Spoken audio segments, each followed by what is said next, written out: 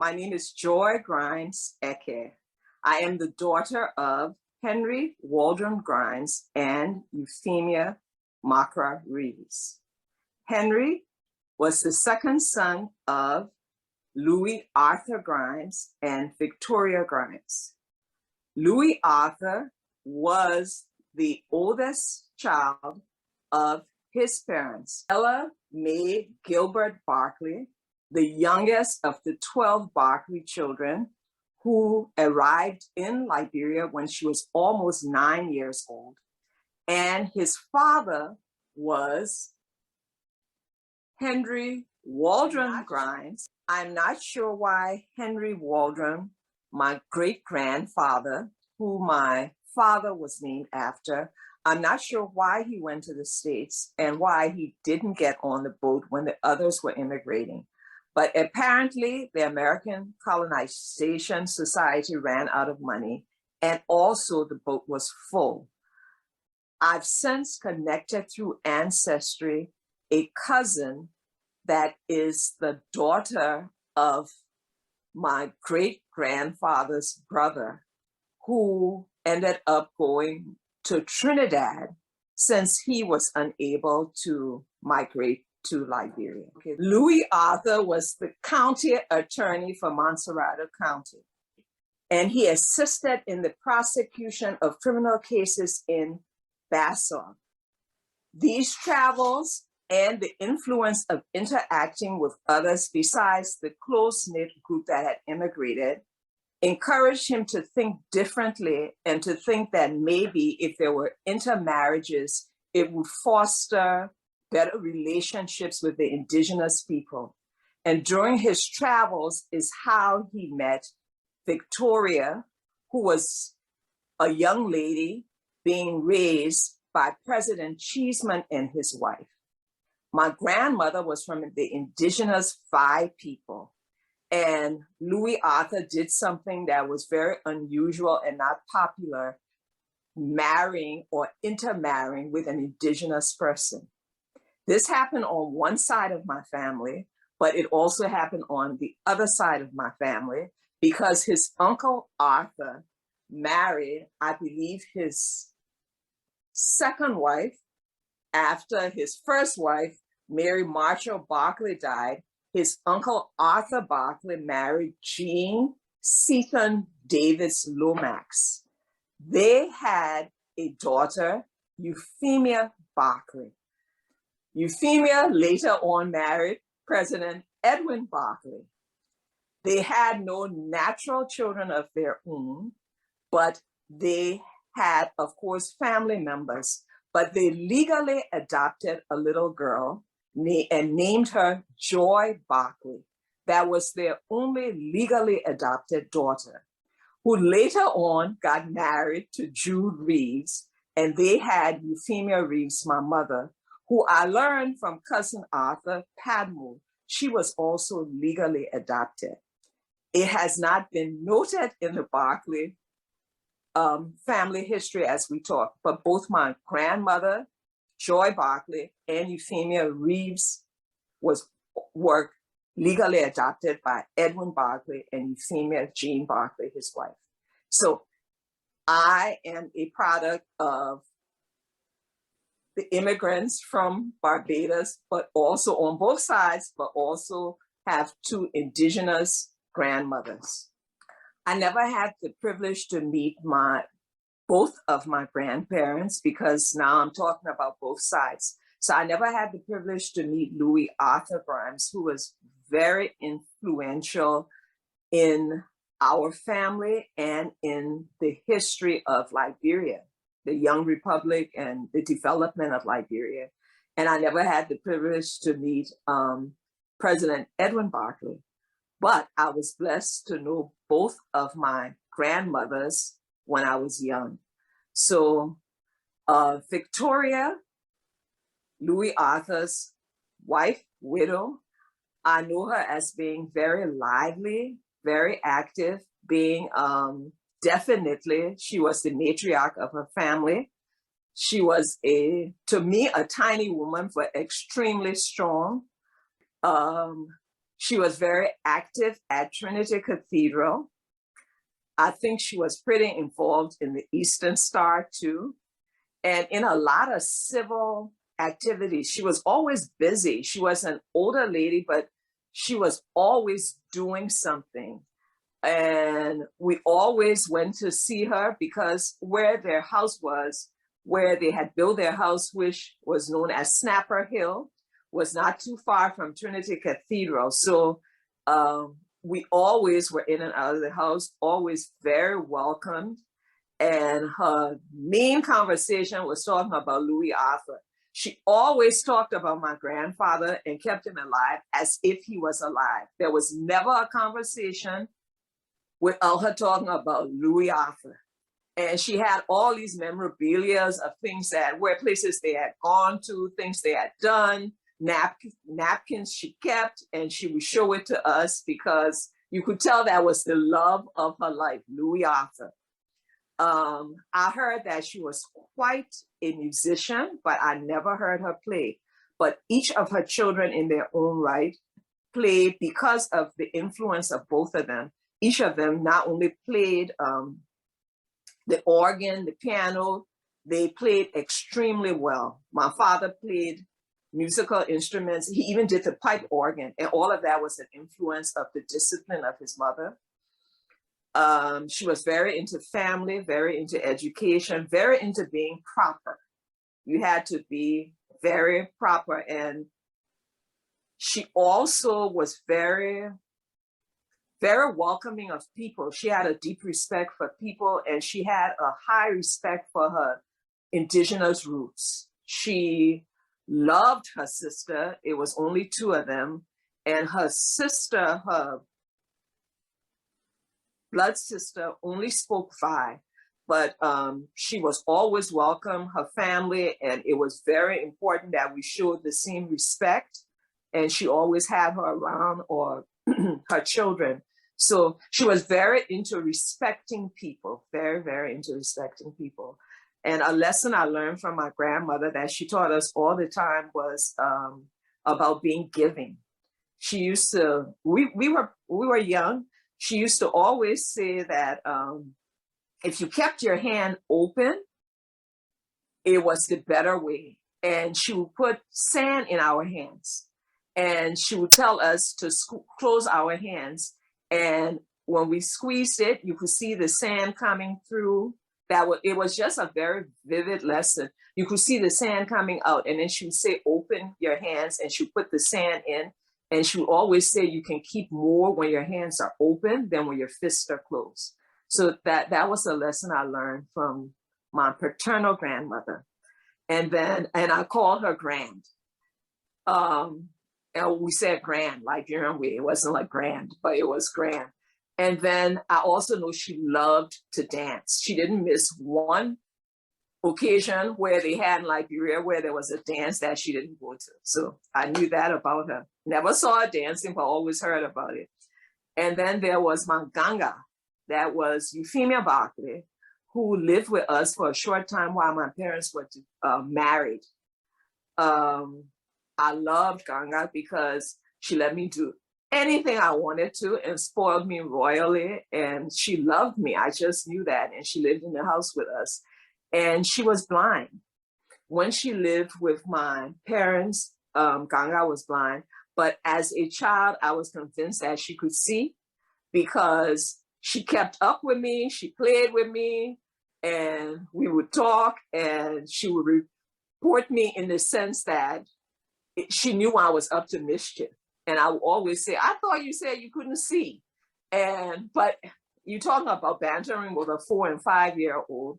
And also she was my defense, because if my mother was trying to get at me, it couldn't be done because Ganga didn't let her do it. So I have fond memories of my 2 grandmothers. My grandparents had 5 natural born children, if you want to say that, but their home was open up to a host of relatives, especially with my grandmother, who was determined to keep in touch with her indigenous family and to help to make sure that her sister's children were educated as well, and just to help other family members. But their 5 children were Louis Arthur, who was named after his father, who unfortunately died when he was 7 years old. They called him Arthur. He died from black water fever, which apparently was a thing in Monrovia at that time. And his aunt, I'll call her Auntie May, they also lost a child during the same time, who apparently they were around the same age and very close. They had their second child, who was Henry, who was my father, who was 2 years younger than his brother. And Henry remained their only child for quite a while, which I found very interesting. I don't know if it was them mourning over their son, because the next child that was born 9 years later, and that was Joseph Rudolph Grimes, who at one point was Secretary of State of Liberia, which followed almost in his father's footstep when it came to his professional life. And then after Joseph Rudolph, they had their first girl, and her name was Mary Antoinette Hope Grimes. And they were ecstatic. It was their first girl. Because of family names, apparently her name was to be Mary Ann, but there was an argument and it ended up being Mary Antoinette. And so they had her. She became the first female president of any university in Africa. And then they had, 3 years later, they had another son, and his middle name was Mabu, who they called him by. Mabu apparently was very active, the baby of the family, well-loved, and quite a gifted musician. All of the children played, like I mentioned, but apparently Mabu had a gift. And Mabu died from a drowning accident when he was 14, which devastated the family and apparently caused a lot of heartache and trauma. And going back to my father, I learned through this, I knew about it, but I learned a little bit more that he always had a bent towards technology, which was interesting, and his parents encouraged him. So they didn't really have that in Liberia, but since education was so big to his parents, they encouraged him to go on. He graduated from college, and then they encouraged him to seek further education. So Henry, my aunt records in her book that a high point of the family, after dealing with quite a few tragedies and loss of death, was the graduation of my father, Henry, from Liberia College in November 1935 with the Bachelor of Arts degree. Because of this technological bent and his parents encouraging him to look for available opportunities, he also studied and completed, he studied as an apprentice to Monsieur Biondi, a French national who was in charge of the then newly established Liberian government radio station. He gained considerable practical experience in radio communication and learned a lot in the process, becoming a pioneer in the Liberian government radio and telecommunication service. In later years, he pursued formal studies in this specialty. For a few months studying in Dakar, Senegal, and then for several years at the Radio Corporation of America, RCA, Institute in New York. And later on, he received his diploma in 1941. And he went on, I've learned, to do a lot in the building of the telecommunication groundwork and setting it up for Liberia. And later on in his middle years, working for the Voice of America. He was second in command. They never made him first because he was an American citizen. Because of his older brother, who he would have been closer to in years, because of him passing and the gap in the ages of his other siblings. And then his father died shortly after his brother Marby died. So he became, being the oldest, he talked mostly about taking care of his siblings, making sure his mom was okay and taking care of his siblings. And he always would tease that, I don't know if he was teasing, but he would always say, nobody worried about Henry because I had to make sure that everybody else was okay. According to my aunt's book, my grandfather liked taking interesting cases and representing difficult situations if he thought that it had some moral ground to it. So she said that her brother, Rudolph, pointed this out to her when she was doing the research, that he represented a case called, he represented a case in October 1914, which gave the Interior Department the authority for action that had been taken against them in dividing the country up, where the indigenous people would not have had correct representation. And he laid the groundwork so that discrimination against the indigenous stock, as they were called, would be represented. The Supreme Court, then headed by Chief Justice Dawson, ruled in favor of my grandfather's clients, declaring the Legislative Act of October 13, 1914 unconstitutional, where indigenous people could not be represented in the counties. And President Tubman later on built on that groundwork to make sure and have the correct division, that people from all the 9 counties were equally represented.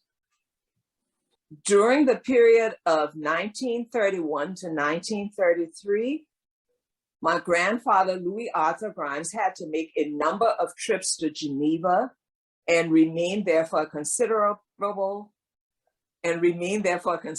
period, each time defending Liberia's cause before the League of Nations.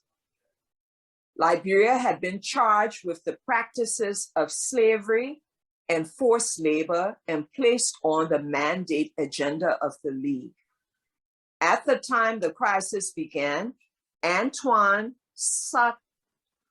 Satiltil, a foreign national, was Liberia's envoy extraordinary and minister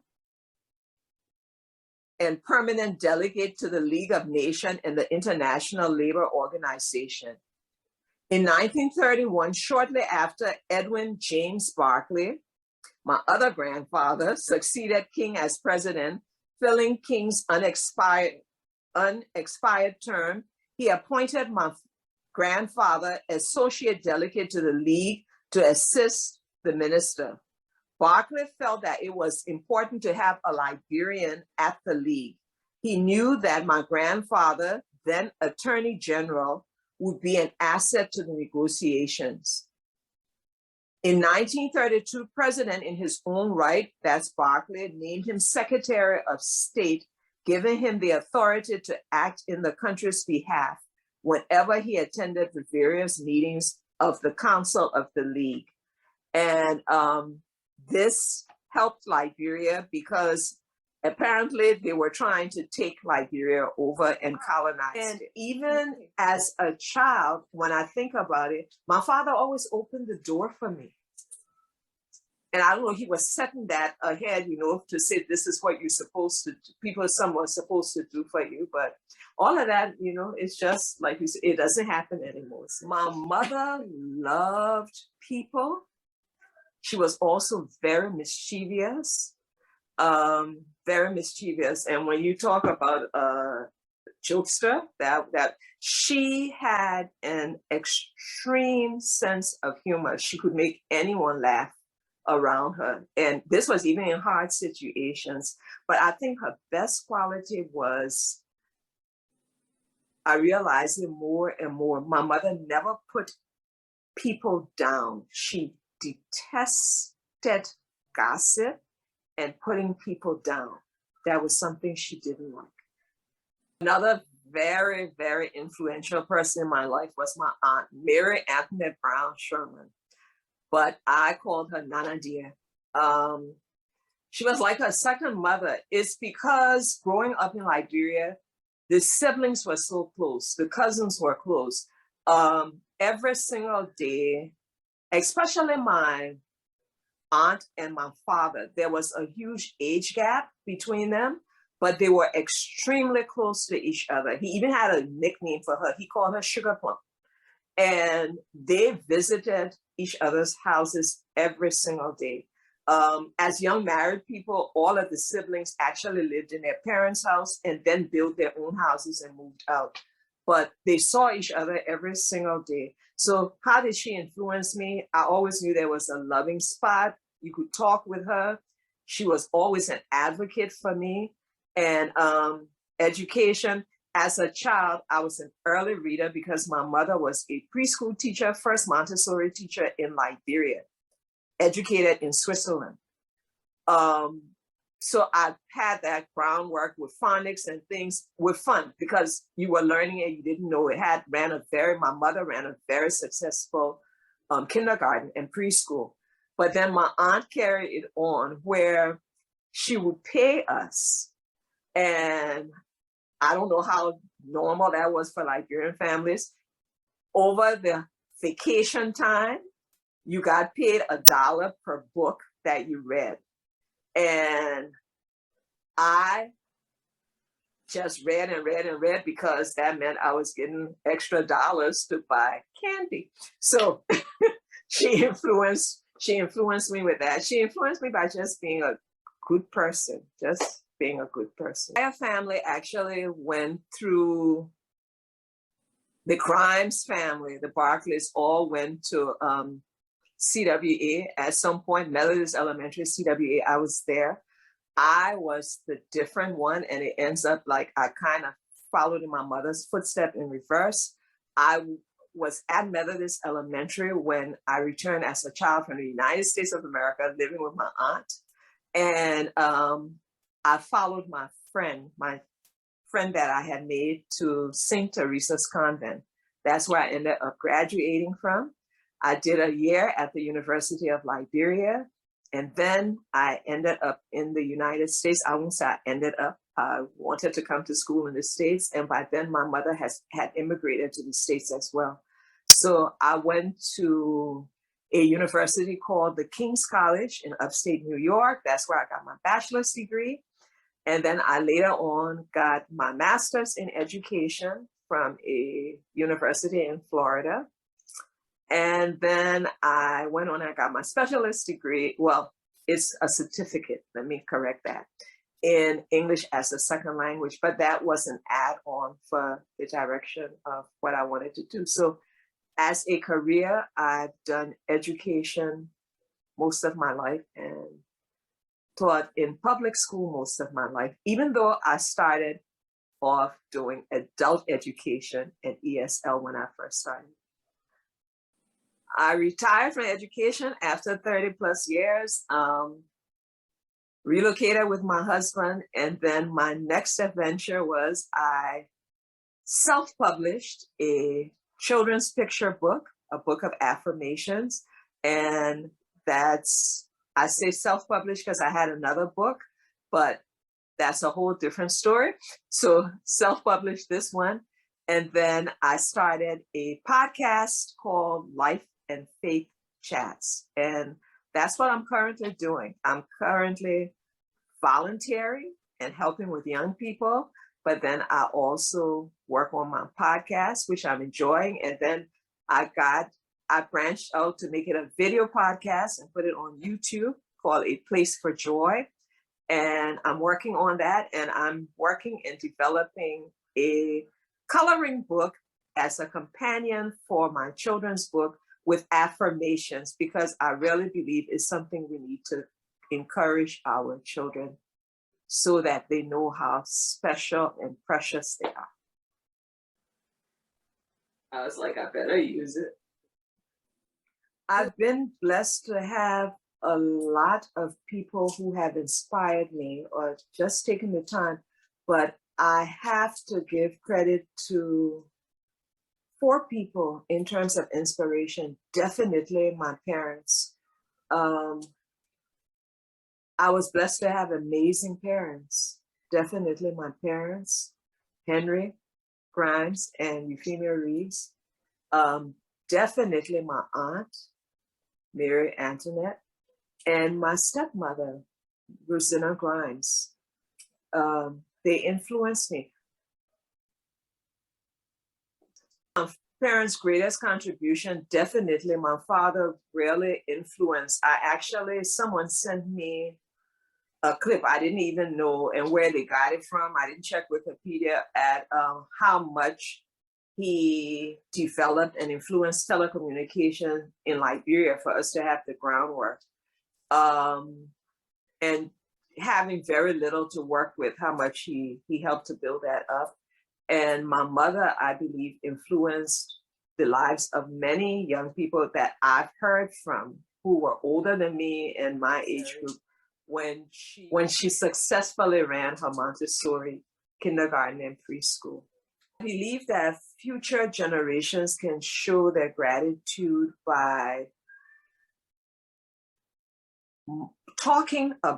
learning about our ancestors. I'm so grateful for this opportunity to do this because it made me delve in and look, and it made me discover things about my grandparents and even about my parents that I either knew but didn't know enough about, to see them as people, and people who dealt with challenges but still worked hard at not only doing something for them, but carving out a niche for me and future generations. So I believe that we need to keep writing about it, telling the stories, and by God's grace, modeling our lives so that we can do the same thing, pursue our dreams, and then also, I won't say build, carve out niches for our children to continue walking in. Since we've been left, since we were passed the baton and left such an open road from their accomplishments. I would like to leave with, since we've migrated, immigrated, or come in different ways to a new country to begin a new life, it is so very easy for people to question our children's roots and their rich heritage.